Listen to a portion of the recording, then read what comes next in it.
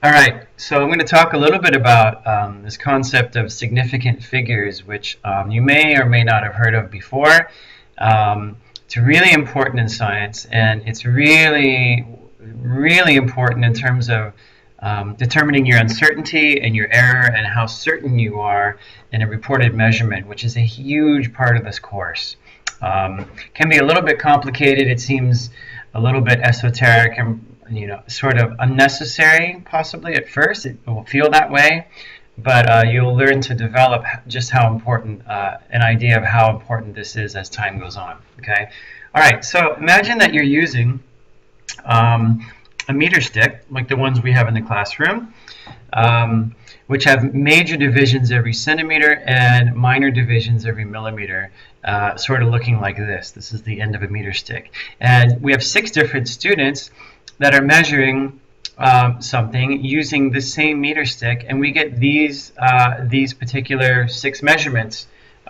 So one thing that kind of strikes you about these measurements is how different they are. I mean, there's a range, right? So the maximum is 19 centimeters, the minimum is 13.3 centimeters. Before you become too judgmental and say, wow, what's wrong with these people? They don't even know how to measure something. You have to consider what it is they could be measuring. It could be they're measuring the width of a beam of electrons, for example, which is very, very hard to do. So the fact that we are within the same order of magnitude for all these measurements could actually be pretty good.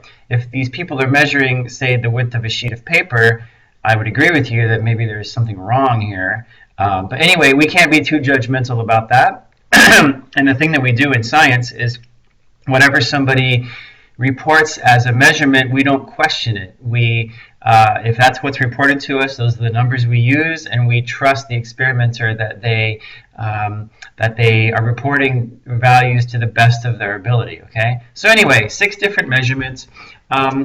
What do we do with them? Okay, and how do we consider the precision and accuracy and so forth of these numbers? Well, the number of decimal places to report depends on the precision of the meter stick. Okay, each of these values has 1 decimal place. This idea of precision, in this case, would be to the nearest millimeter, because a millimeter is our smallest graduation. You also hear this term, smallest graduation, being called the least count, and that's usually what I use in class. Here it's 1 millimeter. Okay, so therefore we report to the nearest millimeter. But since we're using centimeters, that would be 0.1 centimeters, which is 1 millimeter, and that's 1 decimal place. So that's pretty straightforward. We talked about that last year, about how to report measurements a little bit. So this is you guys are pretty cool with this. Okay, this 1 decimal place is super important.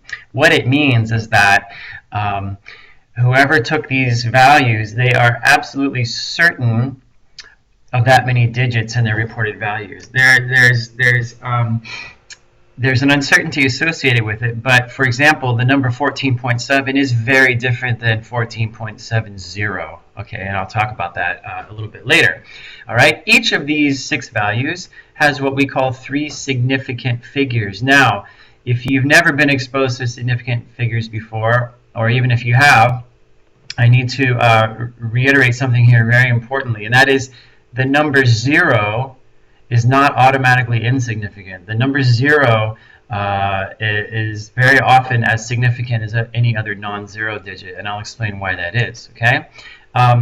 So we also report the uncertainties, as we discussed last year, as plus or minus 1 millimeter, because that's our smallest graduation. That's our least count, plus or minus 0.1 centimeters. So anyway, more on this later. But if you remember last year, the whole plus or minus uncertainty thing, so for example, this value right here, the 14.7, would actually be reported as 14.7 plus or minus 0.1 centimeters. Okay? All right, so here are 6 lengths. If you take the average with a calculator, you get 16.0667 centimeters, and you should verify that by using your calculator right now. I'd never ask you to do that without a calculator, obviously. That would be ridiculous. Okay, so now notice that this value of 14.7 centimeters, okay, could actually be anywhere from 14.65 to 14.74 centimeters in reality.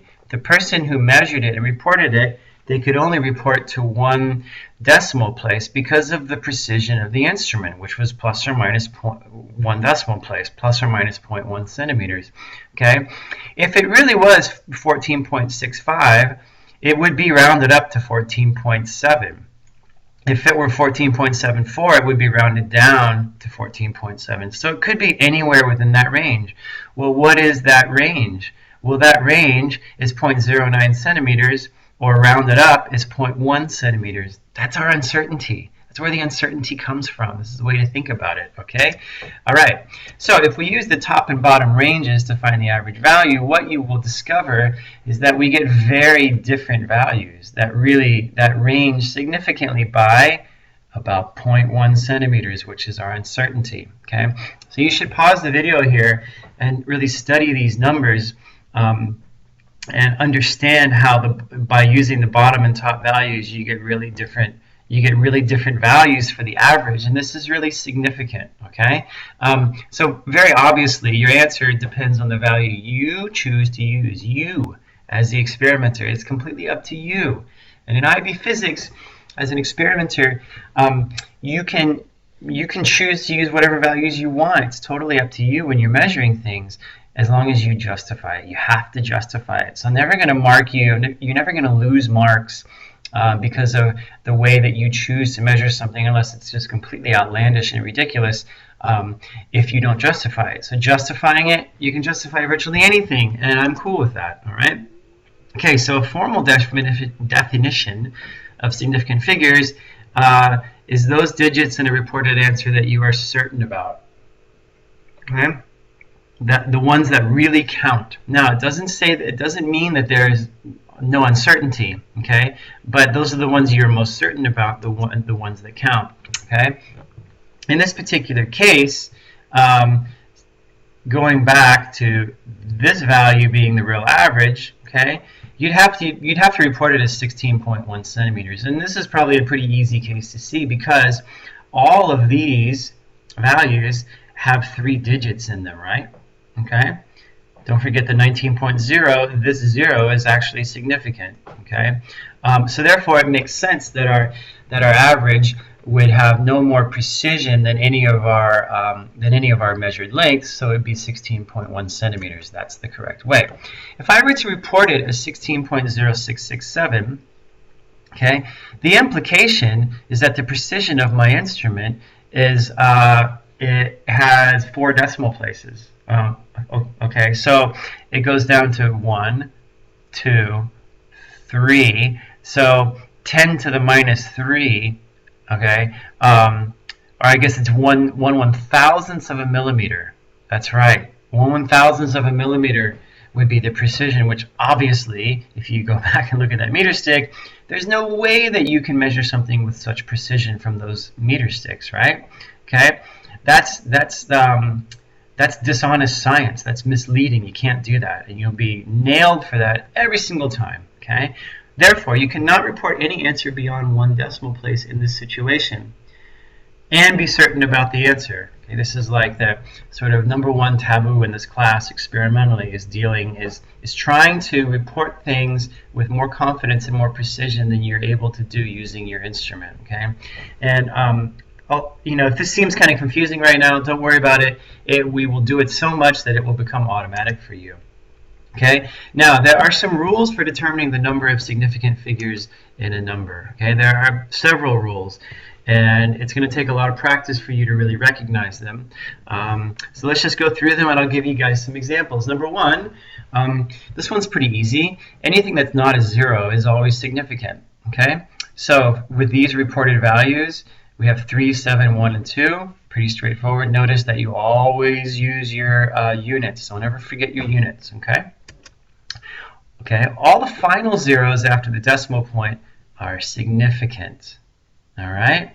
Okay, so this value right here, this 0 is significant, so this is 2. Okay, the 1, 2, the 3, those are significant. This one is also significant. So it's 4.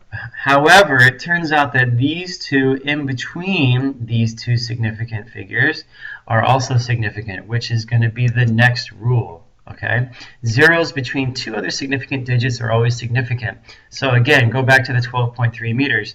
Okay, because you have the 1, 2, the 3, and the final 0 as significant, that's 4. But according to rule number 3, these two zeros in between this 3 and this 0 are also significant, so the total is 6. Similarly, 1.000 seconds, that's going to be 4. Okay, going down to here, let's see. This one, every single digit in 4.02 etc. millimeters is going to be significant, so that's going to be 8. All right, here's one where there's a 0 on the end. That's significant. Now, why is that final 0 significant? What does it tell you? It tells you what the precision of your instrument was when you measured it, right? Because you chose to use that decimal place. So 1.030 is very different than 1.03. It suggests that the precision of your instrument goes to that last decimal place. So it's really, really important, okay? Zeros used solely for spacing the decimal point are not significant, okay? So 0.042 joules, right, has only the 4 and the 2 as being significant, all right? It doesn't mean that we don't care about this, the 0.0. That's important, but that's really just a placeholder. And it doesn't really tell us much information in terms of significant figures, okay? This one, only 1, right? 0.00000 meters, and it's only 1, all right? This one's 3, so forth, okay? There are more. Number 5, zeros at the end of a number and to the left of a decimal point are significant. All right. Now, you rarely see numbers like this, right? Integers that are written as decimals with no 0 to the right. It's not very common to see that, but if you ever do, it means that that final 0 just to the left of that decimal place is actually significant. Now, if you had to write 40 coulombs with two significant figures, it would actually make more sense to write it 4.0 times 10 to the first, right? That's usually how you would write it. That's much more common than writing it 40 point. You with me? Okay. So anyway, but you should be aware of that. Zeros at the end of a number are not significant if they are not followed by a decimal point. 40 degrees Celsius, guess what? One significant figure. 3,000 Kelvin, one significant figure. 250,600 grams, 4 significant figures. So here's your 2, your 5, your 6, that's 3, plus the 0 in between is 4. These two zeros, because there's no decimal place, we care about them, but they're not significant, okay? Numbers expressed in scientific notation, this one's easy. All the digits are significant that appears before the power of 10 or to the left of the power of 10, okay? Very straightforward, okay? You would not write any digits before the power of 10 that aren't significant by habit. That's just what we do. That's one of the advantages of using scientific notation to express values, okay? So that's it.